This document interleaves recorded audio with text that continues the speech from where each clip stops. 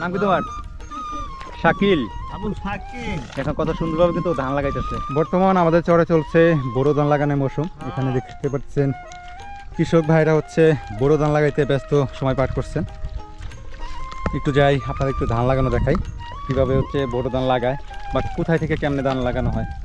এই দেখতেছেন একটা ছোট কৃষক কিন্তু সাথে ধান লাগাইতেছে। কৃষকটাই বড় কৃষক। তুমি ধান লাগাইতে পারো? হ্যাঁ। নাম কি তোমার?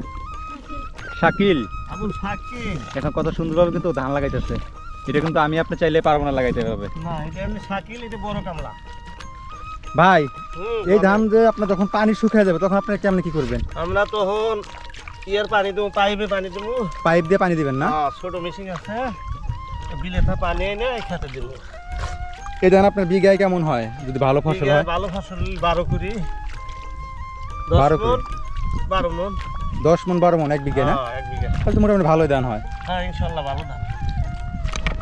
এটা হচ্ছে দর্শক যখন নদী পানি আসছিল নদীতে, হ্যাঁ, পানি শুকিয়ে যাওয়ার পরে যে কিছু হালকা পানি থাকে, কাদা মাটি থাকে, তখন কিন্তু সেই মাটিতেই হচ্ছে ধান রোপণ করা হয়। এটা আর কোনো কিছু। এই ধানের নাম হচ্ছে বোরো ধান বলে।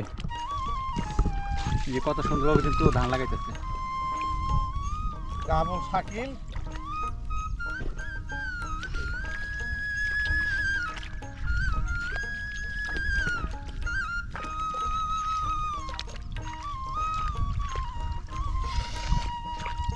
এবার তাহলে কয় বিঘা লাগাইছেন ভাই? না, তেহনে বিঘা শেষ লাগানো। আর ফাঁকে লাগাবেন না? না খাসি নাই, এই গলা থেকে নাই, লাগাই। ও দেখুন আটি ছাড়ানোর ভাবটা কি সেই, মনে হচ্ছে একদম বড় কৃষক সেভাবে ধান লাগাইতেছে। চালাও দেখি শাকিল। শাকিল তুমি শিখছো কোথা থেকে? ধান লাগানো শিখছো কোথা থেকে? দাদা করছো।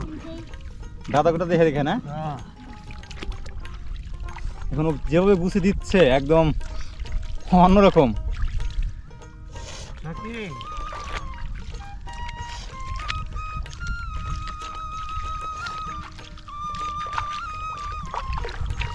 তোমার দাদা তোমার পাশে ফেলে গেল, নি তোমার দাদা ধরো দেখি, তোমার দাদা ধান লাগা ধরো দেখি, পারবা না?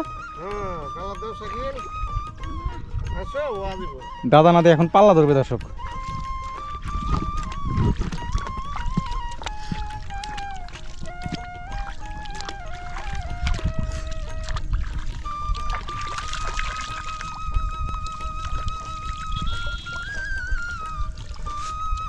তাকাও